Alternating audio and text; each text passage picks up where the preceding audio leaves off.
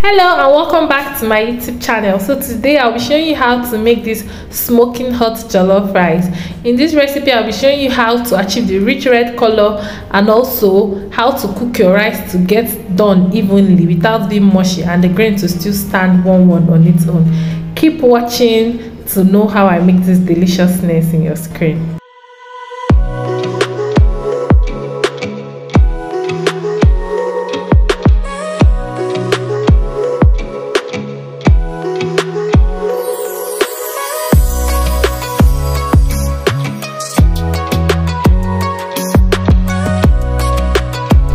For this jollof rice, I'll be using Shombo. Then I'll also be using some Habenero pepper, green bell peppers and onions. I'll be using these two big onions because it will add a lot of flavor and sweetness to this jollof rice. Then I'll also be using some rosemary, thyme, curry powder, some chicken seasoning and then nutmeg powder. This is a very strong spice. I'll be using very little of it, like half a teaspoon. Then I have my seasoning cubes, and then my ginger and garlic, and then my tomato paste, which you add that rich red patty jollof rice color, and then bay leaves as well. Then I have my fresh tomatoes here, just a few of that. I need more peppers than tomatoes. Then I have my rice here, and then I also have some salt and vegetable oil. I've previously cooked my beef with some ginger, garlic, seasoning cubes, thyme, rosemary and bay leaves, just all the good stuff. Then I'll go ahead and fry it in some hot oil with half an onion ball to add some flavor to this oil and also to the beef as well. You can also use chicken or turkey or goat meat. Like chicken and goat meat goes very well with jollof rice. Then I'll scoop that out of the hot oil and I'll go ahead to prepare my pepper sauce. So firstly, I'll be frying the ginger and garlic paste in the hot oil. I'll just add that, then add my seasoning, the nutmeg, the curry powder, the thyme, the rosemary, the bay leaves as well. Just add all the spices and mix everything in so the flavors infuse into the oil. So I'll go ahead and add my onions now and then one of the green bell peppers and then fry everything to incorporate flavor. We are trying to build flavor now. So once it has sauteed for like a minute or two, I'll go ahead to add my tomato paste. This is like half a cooking spoon. So once I've added that, I'll stir it all in and allow it to fry for like 3 to 4 minutes or just 5 minutes. This is just to remove that tangy tomato paste taste.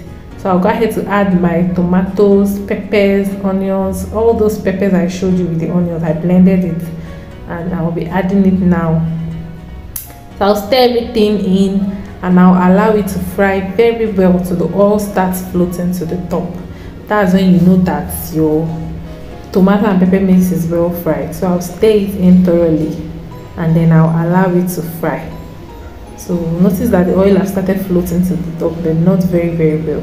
So I'll also allow it to fry a little bit more, and then when the oil is like floating to the top very well, I will turn everything and I'll go ahead to add my meat stock now. This is the stock we're going to be using to cook this rice.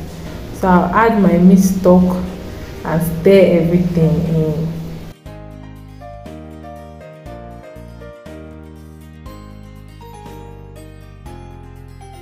I'll go ahead to adjust my seasoning. I'll be adding some seasoning cubes and some salt with some chicken seasoning as well. I usually add my seasoning after I've added the meat stock so I don't over season or over salt my food.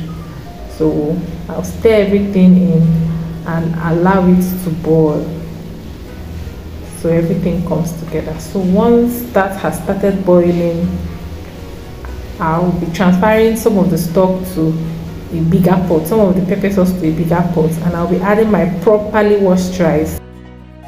I didn't parboil the rice, I just washed it properly like 2 to 3 times till the water ran clear. So I'll add it to the pot and mix everything in thoroughly. I'll add some more of the pepper of the stew, that's the jollof rice base that I made. Add it to top the pot properly, then stir everything in. So I'll mix it all up properly so that everything, the rice and the jollof base mixes in thoroughly. I'll go ahead and add like 3 bay leaves now. 4 bay leaves, sorry. I'll add it and then stir it in. The water is just a little bit above the rice level, not too much. I'll cover it and allow it to boil on very high heat, like very high heat, so that it boils evenly. So once the rice is well cooked now and the water level has reduced, I will reduce my heat to the barest minimum, like the lowest possible way my gas can cook. So I'll stir in the rice with a wooden spoon. I'll not be turning it vigorously, just very lightly, so that the pepper and the rice will combine in properly more. Then I'll be covering this pot and cooking it on this very low heat. To achieve evenly cooked rice, you don't need much water. You just need water like a little bit above the rice level, and then steam. So to trap the steam, I'll be using a plastic bag. You can use aluminium foil as well, but the plastic bag gets the job done too. So if you don't have an aluminium foil, use a thick plastic bag, cover it at the top, and then cover your pot tightly to trap in the steam. So we'll be cooking this rice with steam till it's done. Remember that my heat is on very low, very low.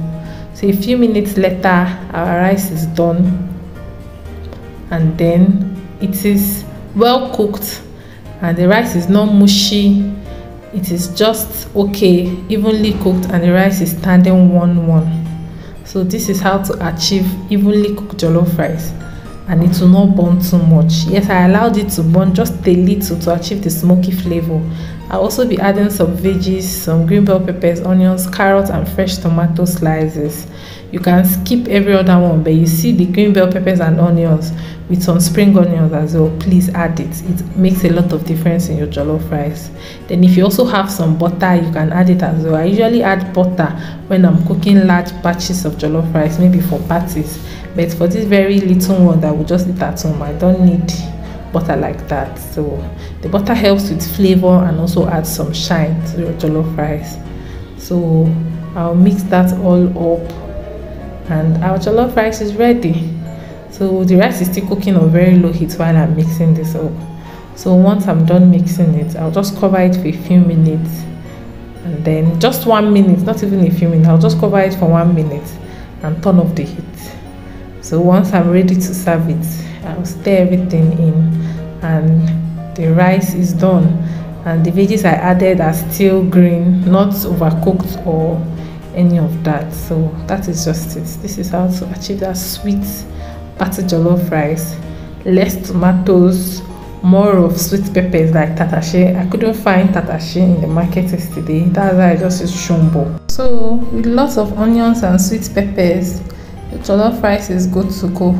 So I'll be having this with some sauced beef and then some coleslaw as well. If you warmed it up to this extent, why not subscribe to my channel? I know you are getting value already. So that is just that. Our tasty, eye-pleasing jollof rice is ready. See you guys in my next video. Bye.